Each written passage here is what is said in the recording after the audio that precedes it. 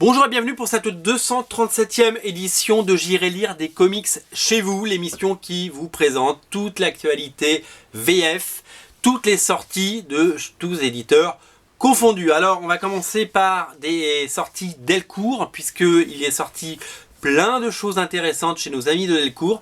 Et on commence par un vrai grand coup de cœur. Et alors là, c'est le coup de cœur absolu de la semaine. C'est le Spawn Renaissance tome de Yann. Seule chose que j'aime pas dans Spawn Renaissance, c'est le logo. Thierry, si tu me regardes, qu'est-ce que c'est que ce logo? Alors, Spawn Renaissance, c'est le retour aux affaires de Todd McFarlane. En fait, on dit ça à chaque fois qu'il relance sa série. Sachez que il l'a fait à partir du numéro 200, où il s'était inventé un nom de scénariste, et il s'appelait Will Carlton. Il avait embauché Simon Kudranski, le dessinateur. Ils ont fait 50 épisodes ensemble, avec un nouveau Spawn blondiné. Moi, des épisodes sur lesquels je n'ai pas franchement accroché. Numéro 250, il a fait un Spawn Rebirth, il a fait un Spawn Renaissance, et il a embauché Paul Jenkins. Ça devait être Brian Wood, finalement ça a été Paul Jenkins, et le dessinateur John Boy, qui cartonne en ce moment sur la série New Teen Titan, Teen Titan d'ailleurs, et une série d'ailleurs qu'il quitte après le numéro 1, c'est assez curieux, il aura fait le one shot puis le 1, peu importe. Donc ils ont relancé la série ensemble, et donc avec ce dessin très très frais de John Boy, je vous montre un petit peu comment dessine John Boy, c'est assez frais, il y a du Joey Madureira, il a un vrai talent ce type. Et en fait, ce qui s'est passé, c'est que, parce que j'ai eu vent de ce qu'il a pu se passer de façon éditoriale, sachez que Todd McFarlane contrôle complètement sa créature, mais de A à Z, et à chaque fois que Paul Jenkins lui envoyait un scénario, il le réécrivait de A à Z, ce qui fait que John Bonmeyer écrivait un épisode qui était carrément écrit par Todd McFarlane finalement. Donc Paul Jenkins a quand même été crédité sur les premiers numéros, puis il a quitté le navire parce qu'il en a eu marre d'avoir son nom en face d'un scénario qu'il n'avait pas écrit, ou que en partie, et voilà. Et John Bonmeyer au bout d'un moment a aussi jeté l'éponge, parce que Todd McFarlane, non seulement il réécrit les scénarios, mais il redessine par-dessus, parce que quand ça lui plaît pas, il veut que ce soit à sa sauce. Donc, c'est un malade mental, mais il a le contrôle total de sa créature, et finalement, là, ce qui importe, c'est le résultat et la qualité. Donc du coup, John Boy est parti, et il a refait appel, si vous voulez, à Simon Kudranski, qui a dessiné donc le dernier épisode du run, on va dire, avant l'arrivée de Erik Larsen. Alors Erik Larsen, vous le connaissez, il a travaillé sur Spider-Man dans les années 90, il a travaillé sur Savage Dragon, il a fait 215 épisodes de Savage Dragon, et donc il est arrivé et a proposé à Todd McFarlane une collaboration qui durera à peu près 8 numéros en tout, où ils vont ensemble écrire, ensemble dessiner, ensemble ancrer. On sait pas trop qui fait quoi. C'est un espèce d'ersatz. C'est un espèce de dessinateur, pas ersatz, hybride, c'est le mot que je cherchais. Ce n'est ni Erik Larsen ni Todd McFarlane, c'est Erik McFarlane ou Todd Larsen, on sait pas trop. Et ce qui fait que les pages sont d'un dynamisme fou, parce qu'on reconnaît le découpage complètement fou de Erik Larsen, mais beaucoup plus appuyé au niveau dessin et ancrage, puisque Todd McFarlane en rajoute des tonnes, et les deux prennent un plaisir fou, et ça se voit à chaque page à s'amuser.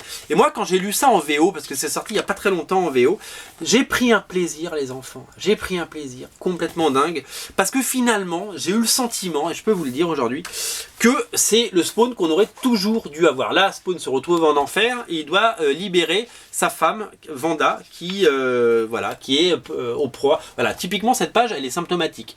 C'est du Erik Larsen dans le découpage, et c'est du Todd McFarlane dans le dessin. Voilà, je la trouve complètement sympathique. Ça, c'est une pose complètement Erik Larsen, et vous voyez la finition et l'ancrage, c'est du Todd McFarlane. On est vraiment dans un travail coopératif et collaboratif vraiment poussé jusqu'à l'extrême, et c'est vraiment un vrai grand plaisir pour les lecteurs que nous sommes. Alors voilà, donc cet arc il est absolument génial, il se passe complètement en enfer, et c'est un vrai plaisir, parce que les pages sont de qualité, le scénario est excellent, et comme je vous le disais, c'est le Spawn qu'on aurait toujours voulu lire. On a un peu l'impression que Spawn, alors il y a eu d'excellents épisodes de Spawn, notamment quand Greg Capullo dessinait la série, ou Angel Medina, etc. Donc moi j'ai été un grand fan de Spawn pendant longtemps. Et je trouve que cette série a vraiment des qualités qui font que on redécouvre complètement. Et le terme Spawn Renaissance n'est pas du tout galvaudé, si vous voulez, puisque c'est un renouveau total pour le personnage et l'intérêt est complètement relancé. Moi, je continue à lire la série en VO après ce numéro et je peux vous dire que ça continue, c'est absolument génial.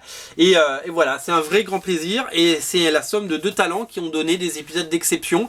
Alors, ça ne durera pas parce qu'Eric Larsen quitte la série après 8 numéros et quelques a priori divergences créatives avec Todd McFarlane parce que je pense qu'on peut pas travailler avec Todd McFarlane sur la durée, mais sachez-le que cette série est vraiment excellente. Donc voilà, c'est le deuxième tome, prenez les deux si vous avez envie de lire du Spawn, et si vous voulez commencer Spawn parce que vous ne l'avez jamais lu, et ben c'est le point d'entrée absolument parfait pour commencer, c'est ce que je vous conseille, vraiment vous ne serez pas déçus. Voilà, Spawn Renaissance tome 2, c'est disponible chez tous les libraires, donc faites-vous plaisir. Alors, toujours chez Delcourt, on a d'autres belles sorties, notamment une sortie qui m'intéresse particulièrement, c'est la sortie du James Bond 007 de Warren Ellis. Alors, qu'est-ce que c'est que ça? Sachez que Dynamite, l'éditeur aux États-Unis, a pris les droits de James Bond pour non pas adapter des récits existants, des romans ou des films, mais pour écrire des histoires originales et évidemment faire appel à des grands noms des comics. Sachez que donc Warren Ellis fait une histoire, sachez que je crois que c'est Brian Wood qui va en faire une également, si je ne me trompe pas.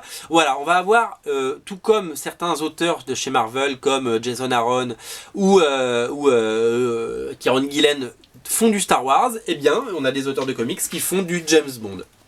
Alors, au dessin, c'est quelqu'un qui s'appelle Jason Masters, qu'on a vu sur Batman et les Gardiens de la Galaxie, donc qui est connu des services, et qui donc nous propose, alors le dessin est complètement élégant, comme vous pouvez le voir, et c'est une bande dessinée qui reprend, en fait, Warren Ellis s'amuse des codes de James Bond, alors non pas pour les parodier, mais pour faire un vrai travail appliqué de vraie histoire de James Bond. L'histoire c'est quoi? C'est que James Bond, qui est l'agent 007, comme vous le savez, c'est marqué là, James Bond découvre que l'agent 008, son ami, son copain, son poteau, a été assassiné. Et donc il va enquêter là-dessus, et évidemment, tout va ne pas se passer comme ça devait, et il va découvrir qu'il y a des ramifications un petit peu partout et que tout n'est pas si simple dans le monde du contre-espionnage. Voilà, c'est très bien écrit, c'est très bien dessiné, ça se lit formidablement bien, c'est une vraie découverte, c'est un vrai plaisir, et je voulais vraiment vous dire que moi j'aime bien James Bond pour son côté popcorn, si vous voulez, c'est-à-dire que je sais pas si, les films James Bond vieillissent très mal, quand on regarde notamment ceux de Pierce Brosnan, ou quand on regarde les vieux aujourd'hui, même s'il y a un côté Madeleine de Proust, ça vieillit mal, parce que le cinéma d'action évolue d'année en année, et que les Missions Impossibles et les Jason Bourne redéfinissent les genres d'année en année. Mais je trouve que c'est toujours un plaisir à regarder. Quand on va voir Skyfall ou quand on va voir Casino Royale, on prend un plaisir fou, même si ces films ne restent pas cultes, voilà, c'est du vrai divertissement. Eh bien, on retrouve tous ces éléments dans ce James Bond chez Delcourt, et je voulais vous le dire parce que c'est formidable. Moi, je suis un grand fan de Warren Ellis, il a très bien fait ses devoirs, on pourrait dire, dans le sens où tous les ingrédients qu'on aime chez James Bond sont présents, ça pourrait faire un très bon film, voilà. Et ça, c'est le meilleur des compliments qu'on puisse faire, je pense. C'est beau ce que je dis. Alors, toujours chez Delcourt, je pose les comics là, je sais pas si c'est une bonne idée. Toujours chez Delcourt, ne ratez pas. Alors, je l'ai pas encore lu. Et je l'avoue. Le troisième tome de Birthright, cette série absolument incroyable de Joshua Williamson et comment s'appelle-t-il, Andrei Bressan, cette série d'heroic fantasy souvenez-vous, l'histoire a bien évolué depuis le départ, mais je ne vais pas vous résumer l'épisode 3 d'abord parce que je ne l'ai pas lu, ni l'épisode 2 pour pas vous spoiler, mais ce que je voulais vous dire, c'était que cette série qui d'abord a des qualités vraiment essentielles, autant graphiques que scénaristiques, c'est l'histoire d'une disparition, un enfant qui disparaît dans les bois, donc ça détruit une famille, puisque depuis qu'il y a une famille qui divorce, etc. Et un jour, l'enfant disparu revient quelques années plus tard, sauf qu'il n'est pas un enfant, il est un adulte et il est un guerrier. Et donc il va vouloir emmener son frère dans ce monde pour soi-disant libérer ce monde. Sauf que bien entendu il y a des gens qui tirent certaines ficelles et que tout n'est pas si blanc et tout n'est pas si noir, voilà, comme dans beaucoup d'histoires, sinon il n'y aurait pas d'histoire. Voilà, c'est vraiment graphiquement impressionnant, l'histoire est vraiment super. Quand j'ai lu le premier tome, je l'ai lu d'un coup.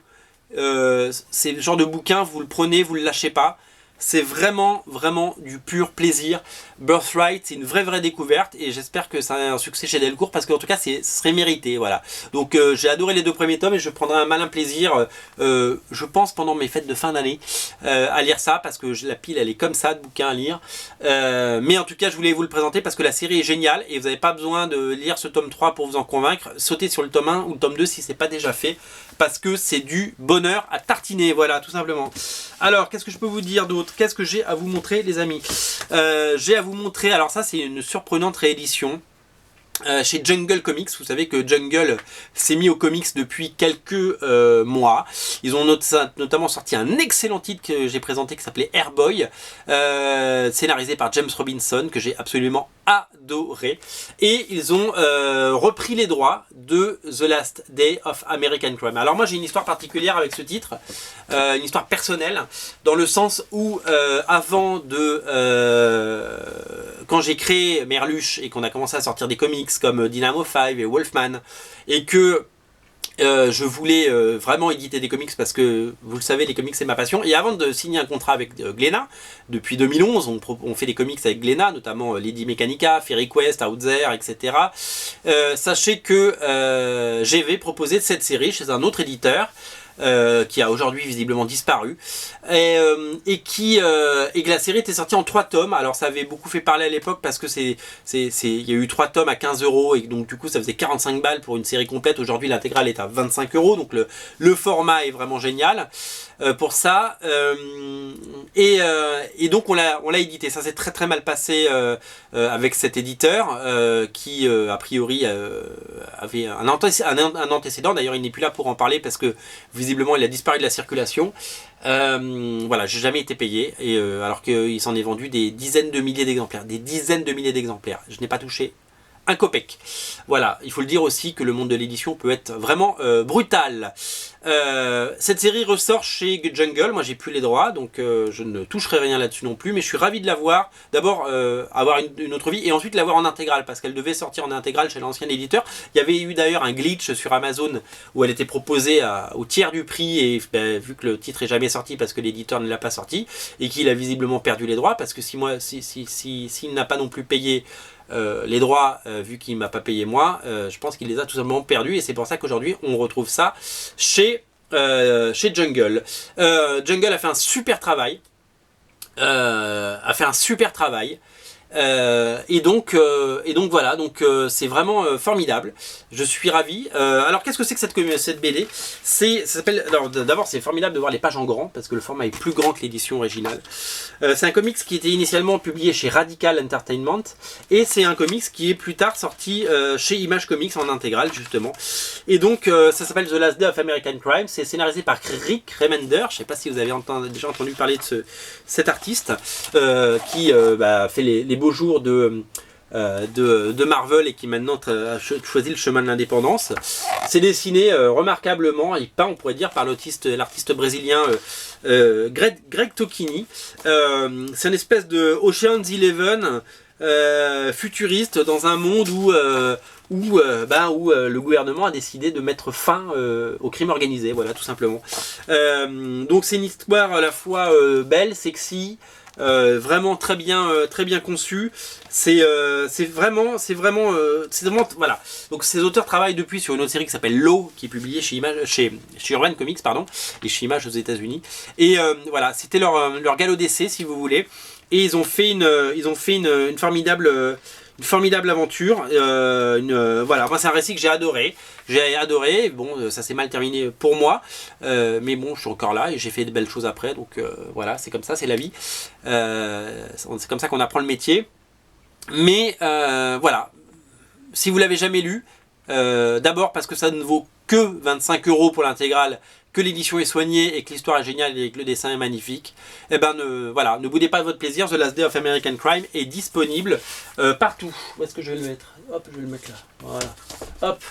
Ensuite, qu'est-ce qu'on a de beau? Alors, oui, chez Weta. Weta nous sort un album génial, s'appelle Aliens.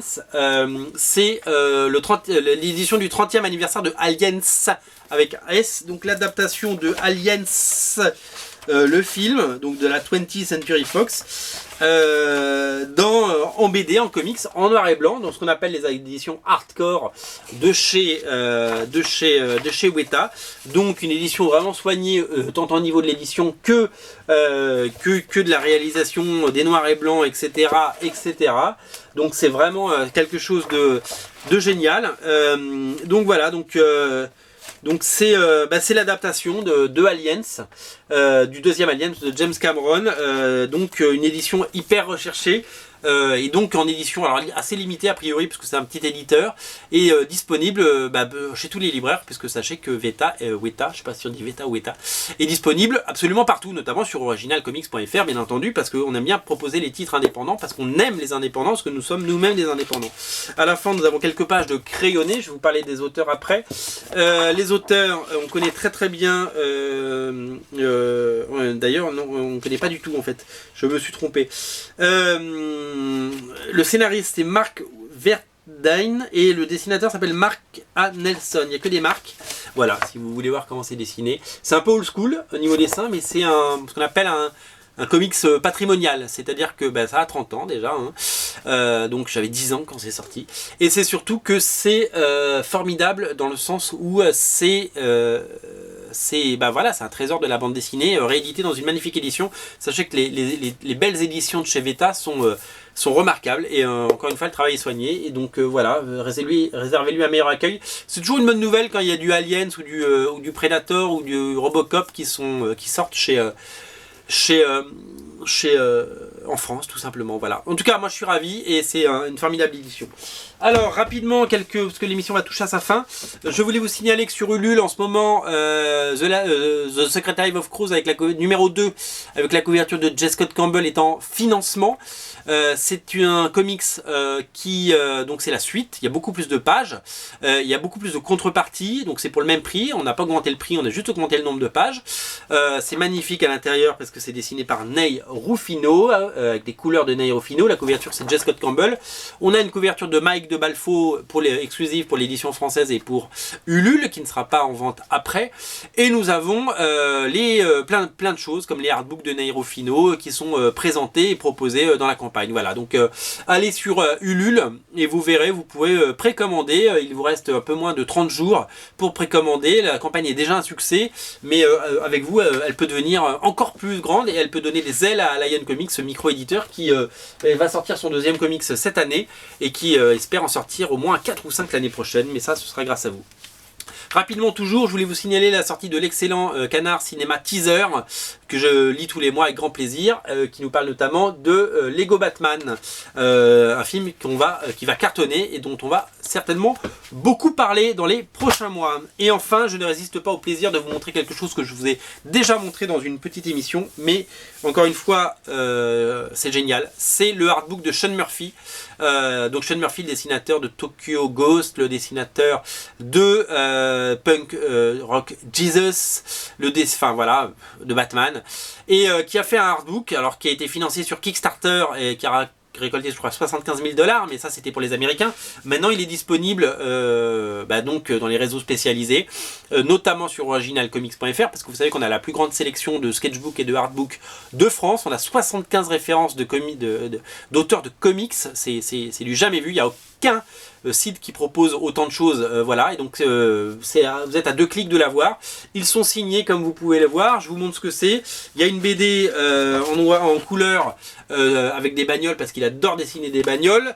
Cette BD est reproduite une deuxième fois, alors elle est au format à l'italienne, hein, elle est dans l'autre sens, format en noir et blanc, avec des magnifiques noirs et blancs de Sean Murphy auxquels il nous habitue, et après on a les crayonnés.